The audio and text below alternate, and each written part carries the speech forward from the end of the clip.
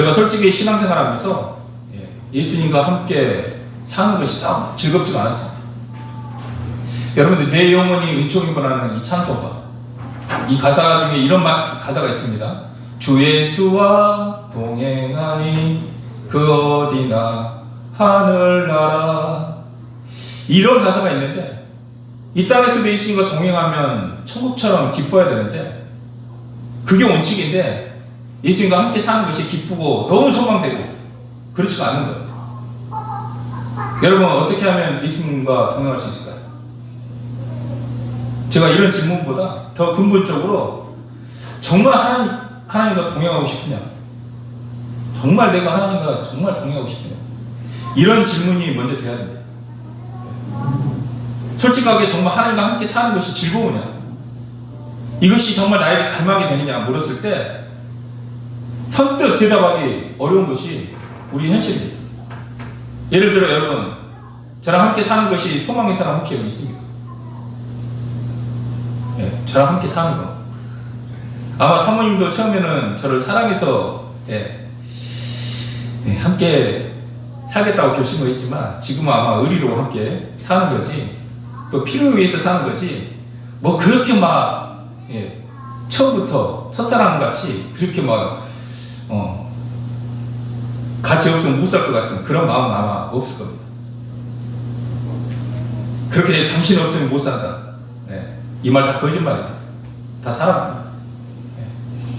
우리 부모님 돌아가실 때, 부모님 돌아가실 때 부모님 없으면 어떻게 살지 막 펑펑 울지만 다 사랑합니다. 여러분, 저랑 매일 만나서 기도하고 말씀 나누고 이게 굉장히 꿈이고 너무 마음이 설레고, 혹시 그런 마음은 없으실 겁니다. 없어요. 이런 마음 있는 사람은요, 저랑 함께 살 수 있습니다.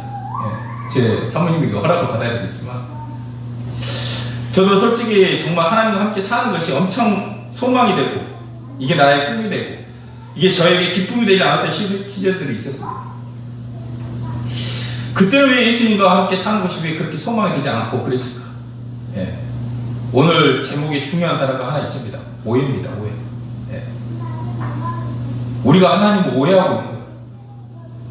그 중에 가장 큰 오해가 뭔지 아십니까? 나 자체를 사랑한다 라고 이렇게 말을 했을 때 저는 이 말을 참 받아들이기가 쉽지 않았습니다. 우리는 이 세상에 배운 것이 누구를 사랑한다 그러면 사랑할 만한 조건이 있어야 되고 어떤 행동을 해야지만이 하나님이 나를 사랑한다 라는 것이 이 세상에 배운 가치관 아닙니까? 여러분, 오해라고 하는 것이 어디서부터 출발하냐면요, 성경을 통해서 하나님을 보는 것이 아니라 우리의 생각으로, 우리의 어떤 가치관으로 하나님을 바라보기 시작한다면 거기서부터 하나님에 대한 오해가 시작되는 거예요. 일반적으로 내가 하나님 앞에 어떤 이쁨 받을 그런 내용이 있으면, 내가 그럴 가치가 있으면 정말 하나님 앞에 이렇게 딱 나아갈 때 정말 떳떳한데, 우리 안에 있는 그런 이렇게 떳떳하지 못한 모습들 너무 많지 않습니까? 여러분, 존재 자체를 사랑한다는 것이 우리 이 땅에서 참 보기가 어렵습니다. 자식도 마찬가지예요. 자식도 이뻐하는 자식을 이뻐하지, 불순종하고 말 안 듣는 자식은요 별로 이뻐하지 않습니다. 지금 내 모습이 하나님 앞에 이쁨 받을 만한 어떤 내용도 없는 거예요. 그런데 성경은요, 우리에게 나 자체를 사랑한다라고 말씀하고 계시는 거예요. 그것을 어떻게 알 수 있냐면, 하나님이 이 땅에 사람으로 오신 시점이 언제냐는 거예요. 하나님이 십자가에서 죽은 시점이 언제냐는 겁니다. 하나님이 우리가 죄인 되었을 때 우리를 사랑했다라고 성경은 얘기하고 있습니다. 죄인 되었다라고 하는 말의 의미가 뭔지 아세요? 오직 자기만 위해 살아가고 정말 하나님이라는 존재 자체에 대해서는 하나도 선한 마음이 없고 그 마음 안에 아주 악한 마음이 가득할 때 그때 하나님이 우리를 사랑했다라고 얘기하고 있습니다. 그분은 나 자체를 사랑하십니다. 제가 이것을 마음에 받아들이기까지 시간이 참 많이 걸렸어요. 그리고 그것을 진짜 마음속에 받아들였을 때 하나님과 인격적인 만남의 시간이 되었습니다. 여러분, 하나님과 함께 사는 것이 왜 이렇게 기쁨이 되지 않을까요? 이유가 뭔지 아세요? 우리가 그분을 잘 모르기 때문에 그렇습니다. 여러분, 나에게 예수님은 어떤 분이시냐는 거예요. 예수님을 너무 오랫동안 많이 들어서 잘 안다라고 우리가 착각할 수 있습니다. 여러분, 복음의 핵심은요, 회개와 믿음이 아닙니다. 복음의 핵심은요, 예수 그리스도입니다. 예수님을 알게 되면요, 회개와 믿음이라고 하는 것이 따라오게 되어 있습니다. 어쩌면 우리는 회개가 뭔지 믿음이 뭔지 제가 많은 시간을 통해서 여러분들에게 이해시키고 설명했습니다. 그런데 그 회개가 되어지고 그 믿음이 되어지는데 그 예수님에 대해서는 잘 모른다면 우리는 어쩌면 아무것도 얻지 못할 수가 있습니다. 여러분, 내가 정말 예수님 어떤 분이신지 모르시는데 어떻게 함께 사는 것이 기쁨이 될 수 있겠습니까? 그분을 모르는데 그분과 함께 사는 것이 나에게 뭐 그렇게 큰 소원이 되겠습니까? 여러분, 정말 예수님이 누구신지 안다면 나에게 그것이 얼마나 기쁜 소식이 되는 줄 모릅니다. 우리 요한복음 4장 10절 말씀 한번 읽어볼까요? 예. 읽습니다. 시작. 예수께서 대답하여 이르시되 내가 만약 하나님의 선물과 또 내가 물 좀 달라 하는 이가 누구인지 알았다면 내가 그에게 구했을 것이요 그가 생수를 내게 주었으리라. 정말 이분이 누군지 안다면 동행은 차원이 다를 것입니다. 왜 동행을 갈망하지 않는가? 성경 말씀 가운데 나타난 진짜 예수님이 아니라 아마 우리가 상상해서 만들어낸 예수님을 믿고 있기 때문에 그렇습니다. 팀 켈러 목사님이 쓰신 책 중에 이런 책이 있습니다. 내가 만든 신. 예. 자기가 만든 신이 있다는 거예요. 내가 만든 예수님이 있다는 거예요. 그러다 보니까 이분과 동행하는 것이 소망이 될 수 없다는 거예요. 여러분, 진짜 예수님을 알게 되면 예수님과의 동행과 사귐은 차원이 달라질 것입니다. 예. 우리가 믿고 있는 하나님이 성경에서 말하는 하나님이 아니고 이 세상에 만든 하나님, 내가 만든 하나님인데 그 하나님과 동행하려고 하니 너무 싫은 거 아닙니까?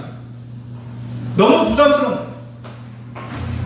한편으로는 지나치게 엄격하고 무섭고 나를 한심하게 여기는 그런 하나님으로 알고 동행하려고 하지 않습니까? 아니면 내가 모든 일을 다 허용하고 어떤 규칙도 어떤 권위도 없이 그냥 나를 언제나 옳다고 여기시는 그런 예수님으로만 오해하고 잘못 동행하고 있는지 한번 생각해 봐야 될 이 시점인 것 같아요.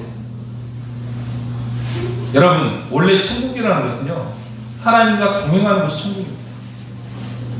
천국의 정의가 하나님과 함께 사는 곳 아닙니까? 천국이 어떻습니까? 항상 기쁨이 있는 건 아닙니까? 열내고 화내고 짜증내고 그런 것이 천국이 아니잖아요. 여러분, 이 땅에 예수님이 오늘이 성령 강림주일입니다. 하나님이 예수께서 부활 승천하시고 모든 이들에게 하나님의 여이신 성령님을 보내주셨습니다. 이 성령님을 모시고 사는 사람 정말 기뻐해야 되는데 여러분들 이 땅에 지옥 같은 삶이라면 여러분 이 땅에서 한 번도 천국을 못 들고 살다가 갈 수 있습니다. 여기서 누려보지도 못했는데 올라가서 누려보겠습니까? 절대 못 누립니다. 여러분, 이미 우리가 예수와 동행하며 천국의 삶을 지금 살고 있다면요, 거기가 천국입니다. 우리 가정이 천국이고요, 교회가 천국입니다. 내 직장이 천국이고요, 내가 있는 곳이 천국입니다. 이것이 예수 믿는 사람들이라는 거예요. 여러분, 우리가 이 땅에 살면서 이분과 함께 살아가는데 어쩌면 우리가 만든 신, 우리가 만든 예수님과 함께 살려고 하니까 기쁨이 되지 않고 나에게 열망이 되지 않을 수 있습니다. 그 중에 제일 첫 번째 오해가 제가 말씀드렸던 나 자체를 사랑하는 문제였습니다. 두 번째는 어떤 오해가 컸냐면, 여러분들 싱가포르 가본 적 없죠? 네, 가보신 적 없을 겁니다. 네. 우리도 한번 해외 선교 한번 나가서 한번 여러 번 돌아보면 좋을 건데, 네, 제가 최근 뉴스 딱 보니까 일본 애들이 좀 성적으로 좀 개방돼 있잖아요. 네. 그래서 얘네들은 좀 이런 것들 못 억누른가 봐. 예, 딱 싱가포르에 뉴스가 하나 딱 나왔어요. 어떤 이제 일본인이 어떤 여인을 성적으로 이렇게 추행하다가 또 말로 추행하다가 체포되어가지고 17년형을 내려받고 우리 옛말로 곤장을 20대 맞는 태형을 받았답니다. 이 태형이라고 할 때 이 싱가포르에서는요 무술 위반자 이 사람이 회초를 딱 가지고 엉덩이를 때린대요. 얼마나 세게 때렸으면 이거 맞을 때 의사까지 입회해가지고 딱 처형한답니다. 얼마나 아프겠습니까? 나 같은 사람이 20대를 회초를 때린다는 게 20대에 맞으면요 너무 아파가지고 한 달 동안 엎드려서 자야 됩니다. 재밌는 게 뭔지 아세요? 그 태형을 맞는 날에 가르쳐주지 않는다는 거예요. 요 맞는 딱 그날 아침에 딱 알려준답니다. 보세요, 범죄자가요 매일매일 언제 때릴지 모르니까 얼마나 긴장 속에 살아가겠습니까? 그렇죠? 빨리 맞고 끝냈으면 좋겠는데 언제 맞을까? 긴장 속에 사니까 여러분들 얼마나 이 쫄깃한 삶을 살겠습니까? 여러분이 죄를 짓겠습니까? 여러분 우리가 매일 죄를 짓지 않습니까? 싱가포르 같이 죄를 지면 바로 태형 20대 뗀다 그러면 그래 맞는 사람은요 절대로 다시는 죄를 범하기 쉽지 않을 겁니다. 지금 만약에 우리가 죄를 지으면 하나님께서 죄 지을 때마다 징계하면서 죄 지을 때마다 눈알을 빼고 죄 지을 때마다 손가락 하나씩 잘라내고 죄 지을 때마다 귀로 하나씩 싹둑 잘라내면 여러분 과연 죄 지을 사람이 있겠습니까? 제가 예전에 그런 생각했습니다. 만약 하나님이 그렇게 했다 그러면 정말 죄 짓지 않고 살아갈 수 있겠다 이런 생각이 들었습니다. 그런데 하나님은요 인간 나 죄 짓지 않기 위해서 선택한 방식이 뭔지 아세요? 죄를 지을 때마다 태형을 치는 것이 아니라 예수님이 대신 십자가를 지는 방식을 선택하셨습니다. 제가 그걸 한번 생각하면서 죄를 지을 때마다 예수님이 십자가에 못 박히셨으니까 그 죄 짓는 것이 사람들이 얼마나 많이 이용할까 이런 생각을 했습니다. 그렇지 않습니까? 나한테 고통이 없으니까 나한테 그 수모가 없으니까 죄를 지을 때마다 정말 실제로 고통이 없으니까 쉽게 짓는 거예요. 우리는 그저 죄 지은 것밖에 없잖아요. 그리고 우리 잠깐 감정의 눈물 조금 흘린 것밖에 없잖아요. 우리가 실제로 맞는 게 아니지 않습니까? 그런데 예수님은 죄를 지을 때마다 만약 그렇게 매를 맞고 그렇게 고통당한다 그러면 예수님 입장에서 한번 생각해 보시죠. 우리가 죄 지을 때마다 이분이 얼마나 긴장하실까? 얼마나 긴장하시고 두려워하실까? 여러분 제가 좀 전에 싱가포르 범죄한 일본인이 자기가 매를 맞는 게 언제인지 몰라서 긴장하는 것처럼 얼마나 예수님이 우리가 죄를 지을 때 예수님이 그 본장을 맞는다 그러면 얼마나 긴장하시겠습니까? 그런데 우리로 하여금 죄 짓지 않게 하는 방식을 매를 대서 하는 방식이 아니라 사랑의 방식으로 하나님이 선택하셨다는 거예요. 하나님은 당신이 내 대신 십자가에 죽으신 그 사랑에 감사해서 그 사랑 때문에 죄 짓지 않기를 원하시는 거예요. 이것이 하나님의 방법인 줄 믿으시기 바랍니다. 하나님은 그 방식으로 우리가 죄와 싸우기를 원합니다.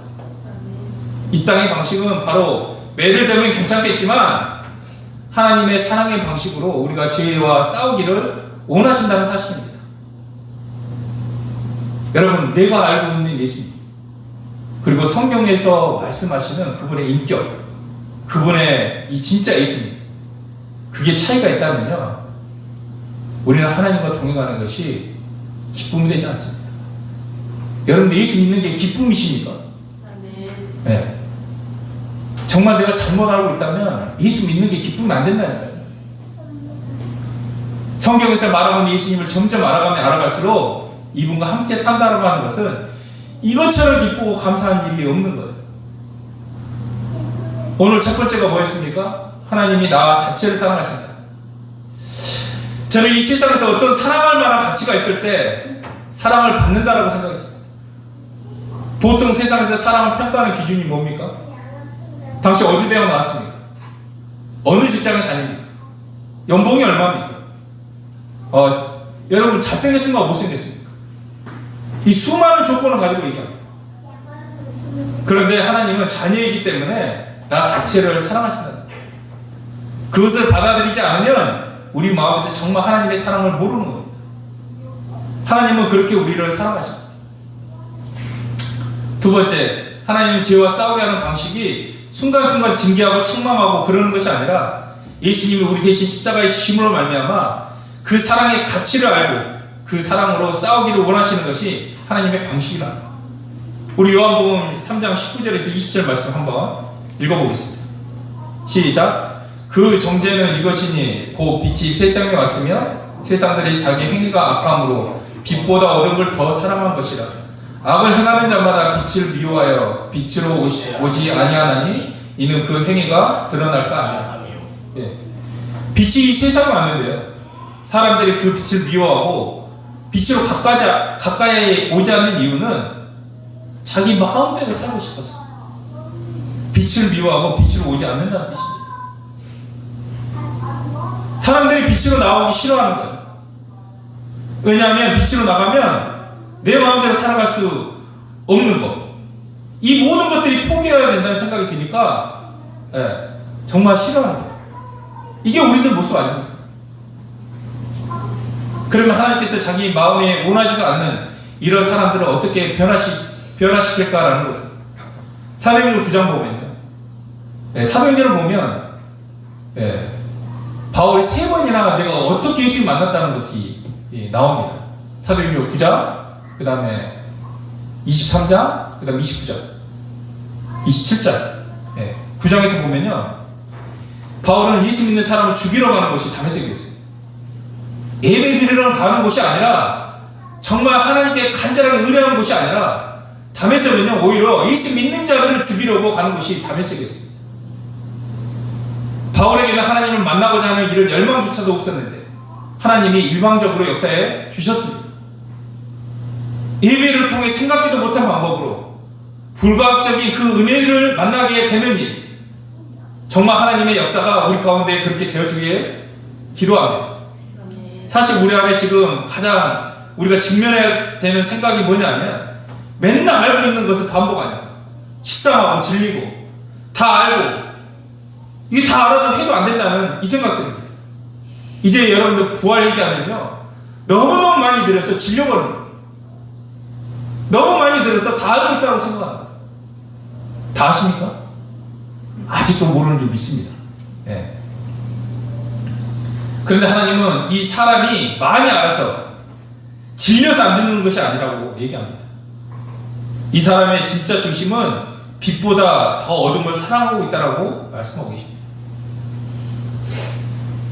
우리들이 왜 빛으로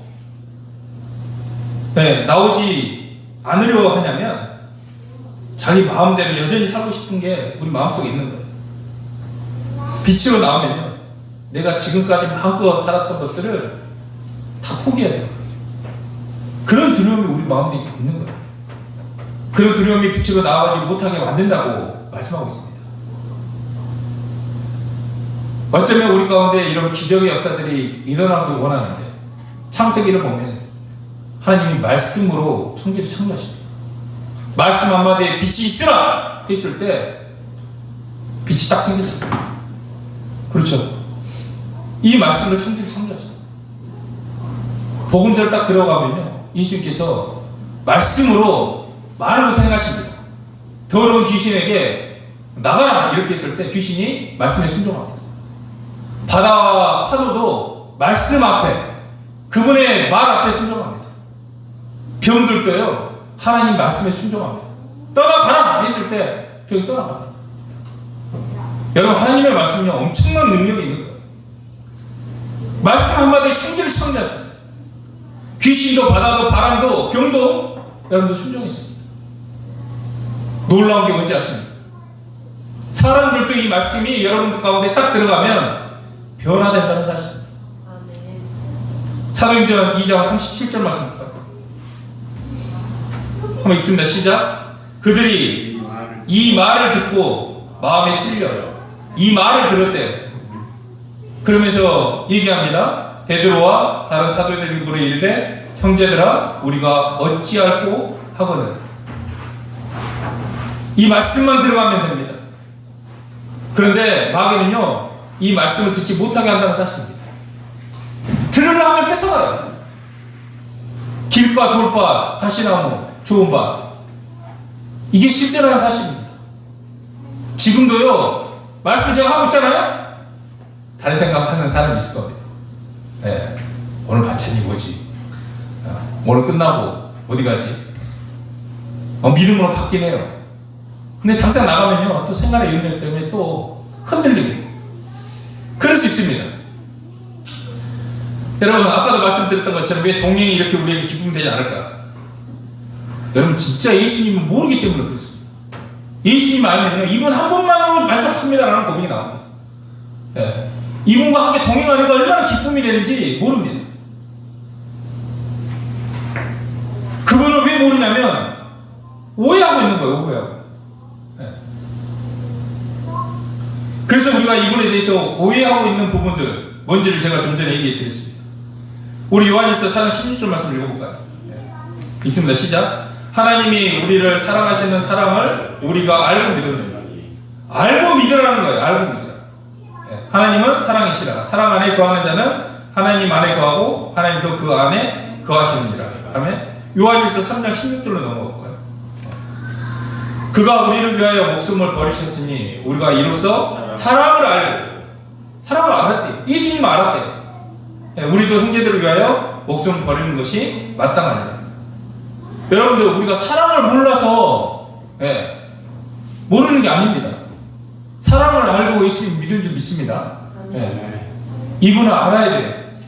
그런데 마귀는요 예수님을 오해하게 만듭니다.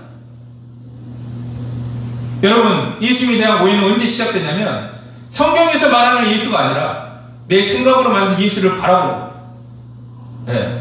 제가 좀 전에 나 자체를 사랑한다? 여러분 이것이 얼마나 우리 마음 가운데 뿌리 박혔는지 모릅니다. 나 자체를 사랑하신다. 저는 이걸 마음에 인정하기까지 참 오랜 시간 걸렸습니다. 계속 생각 싸움이 있어요. 내가 잘 살 때는 이게 인정이 되는데 이게 내가 잘 못 살 때는 이게 인정하기가 너무 어렵더라고요. 이런 나를 하나님 사랑하신다고. 이런데 엉망인데 쉽게 생각하는 게 무슨 일 딱 일어나면 나를 사랑하신다면 그럼 이럴 수 없잖아. 이게 대부분이 우리들의 생각이라니까요. 우리가 지금 실패하고 있는데 하나님 나를 사랑하신다고 하는 게 마음에서 아멘한다? 이게 만만치 않아요. 쉽지 않습니다. 언제 사람들이 오해하게 생각되냐면 하나님을 내 수준으로 세상 풍속으로 생각하니까 오해가 생기는 겁니다. 그렇게 예수님에 대한 오해들이 모이면요 결국 예수님이 싫어집니다. 그 예수님과 함께 사는 거 더 싫은 거예요. 오해가 예수를 싫어하게 만들고 그것이 더 모아지면 하나님과 함께 사는 것이 이 말만 들어도 지긋지긋한 거예요. 동행하고 싶지 않은 거예요. 오병이의 역사를 이루고 나서 사람들이 딱 오줌이 딱 먹이니까 사람들이 모여가지고 예수님을 억지로 잡아서 임금 삼으려고 했습니다. 그래서 예수님이 아셨습니다. 사람들이 예수님 막 임금 삼으려고 막 달려드는 거예요. 오병이의 기적을 보니까 야 저분만 따라다니면 굶어 죽진 않겠다. 병도 낫지. 야 행복하게 살 수 있겠다. 그냥 몰려들지 않겠습니까? 그런데 예수님이 다시 혼자 어디로 가세요? 산으로 도망가십니다. 이 사람들이 하나님 예수님을 오해했어요.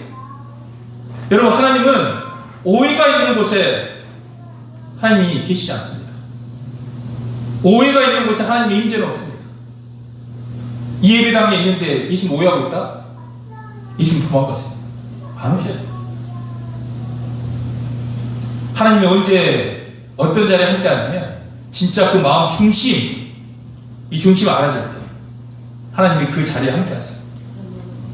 정말 그 사람이 그 마음을 알아주는 사람이 너무 좋고 너무 감사하고 너무나 이쁩니다. 마태복음 20장 볼까요? 이 세베대의 아들의 어머니가 실로메인데 예수님에게 청탁하는 장면이 나옵니다. 지금이나 예전이나 다 똑같아요. 읽어볼까요?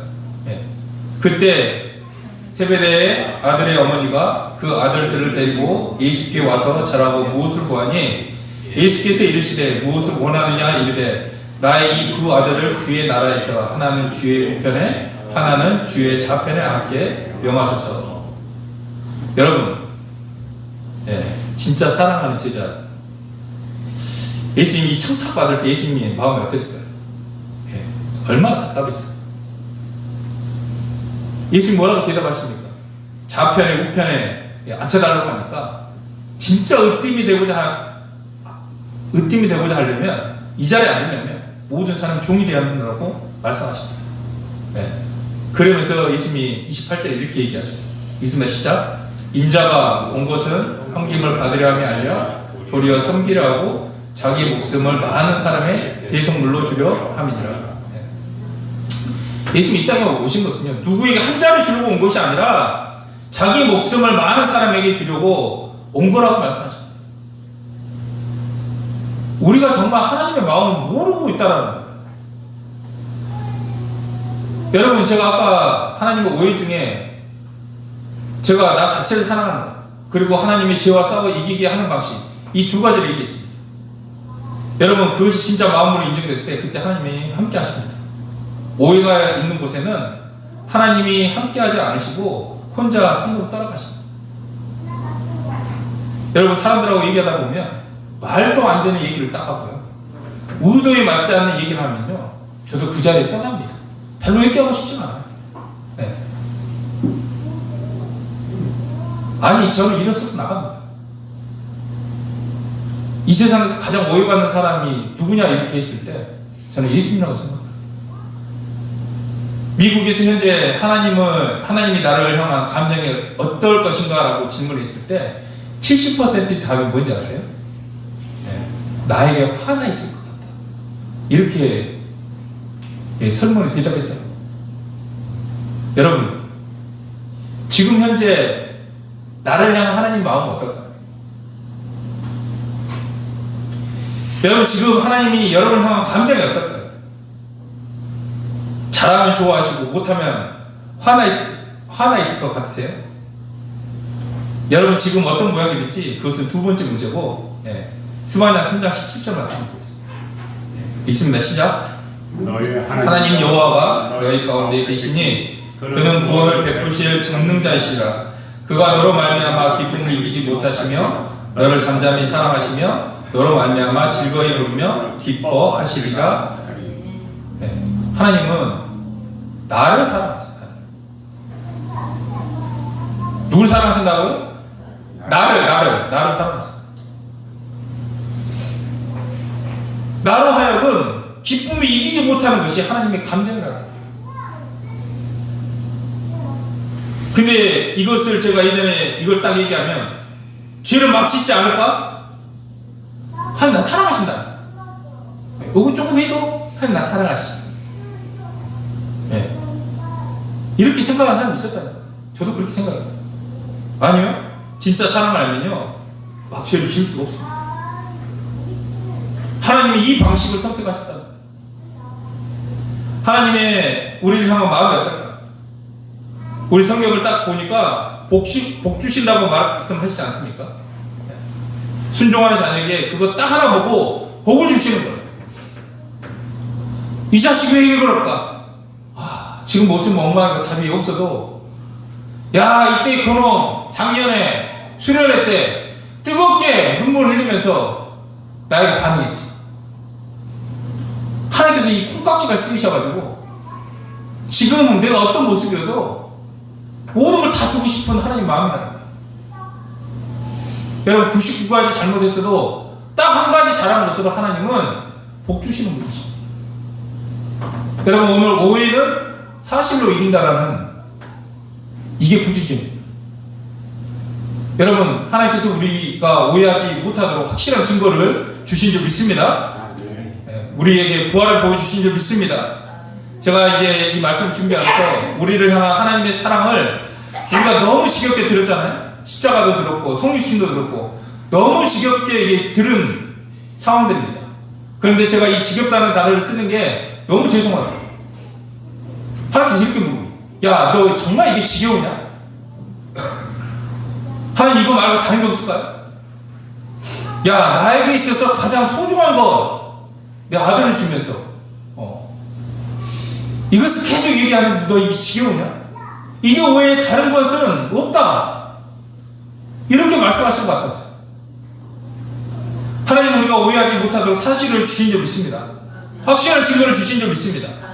하나님의 사랑이 나타났어요. 보여주셨어요. 우리를 향한 사랑 자체를 보이지 않는 것이 아니라 눈뜨기고 똑똑히 보라고 십자가에서 예수님을, 당신의 가장 소중한 아들을 십자가에서 죽이심을 말미암아 우리를 향한 당신의 사랑을 보여주셨다니까요. 확증시켜 주셨다니까요.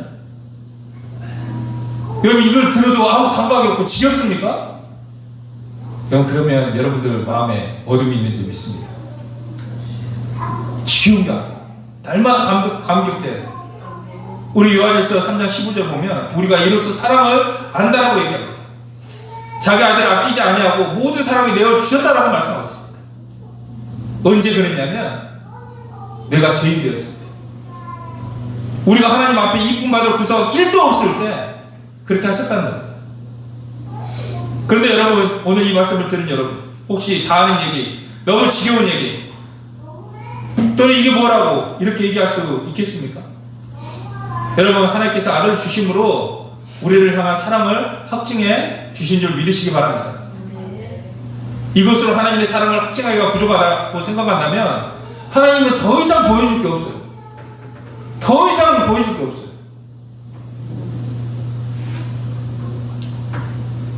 어쩌면요, 우리 안에 이제 이 사랑 말고 뭔가 다른 것이 없나? 이렇게 생각할 수 있는데, 하나님은 우리에게 내 아들을 잡아 죽인 이 사건 말고 다른 사건을 보여줄 것이 없다라고 말씀하신 줄 믿으시기 바랍니다. 이 문제의 원인은 증거가 부족한 것이 아닙니다. 우리 마음이 둔해진 게 문제입니다. 여러분, 제가 예배를 패하면 배교자가 된다라고 늘 얘기했습니다. 예배를 패하면 배교의 길로 가는 첫걸음이라고 왜 이렇게 말을 하냐면, 여러분, 예배는요, 하늘로부터 오는 영적인 공급을 받는 것이 예배의 장소라는 거예요. 이 예배가 끊어지게 되면요, 여러분, 죄를 허용하게 되어 있습니다. 마음에 둔해지면요, 계속 그 죄를 허용하게 되고, 어느 순간 그 마음에 둔해진 걸 넘어서 강팍해집니다. 네. 뭔 말을 해도 듣질 않는 거예요. 자기 고집으로 똘똘 뭉쳐가지고 강팍해져서 하나님도 없고 오직 내가 주인 되어가지고 나밖에 없는 거예요.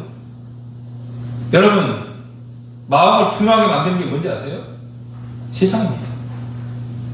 세상은요, 우리 마음을 둔하게 하는 마취제예요. 마취 주사와 같습니다. 세상에 마음이 딱 들어오면 마음이 둔해져서 마취를 받는 거예요. 여러분, 마취가 되면요, 어떻습니까? 꼬집어도 감각이 없어요. 칼로 내 살을 째도 감각이 없습니다. 그러니까 마취하고 수술하지 않겠습니까? 여러분, 예수님 나를 위해 죽으셨어. 예수님 나를 사랑하셔. 그래도 감각이 없습니다. 여러분, 사실은 하나님 나를 사랑해서 당신의 아들을 주셨다고 하는 이 한 구절만 봐도 여러분들 펑펑 울어야 됩니다. 펑펑. 이게 정상 아닙니다. 근데 어느 순간 너무 많이 듣다 보니까 감각이 없어졌어요. 묻어졌어요. 이유가 하나 뭘까요? 다 하나입니다. 내 마음이 둔해졌기 때문에 그렇습니다. 우리 마음속에 예수가 아니라 대부분 세상에 들어와서 그렇습니다. 제가 우리 우신의 자매 신방 가가지고 했던 말이 있습니다. 주님과 함께 하기 위해서는 내가 주인된 죄를 회개하고 두 마음을 품지 말고 오직 나를 위해 죽으시고 나를 위해 다시 사신 예수님을 주인으로 모셔드려야 하나님과 가까이 하고 함께 사는 것이 된다고 얘기했습니다.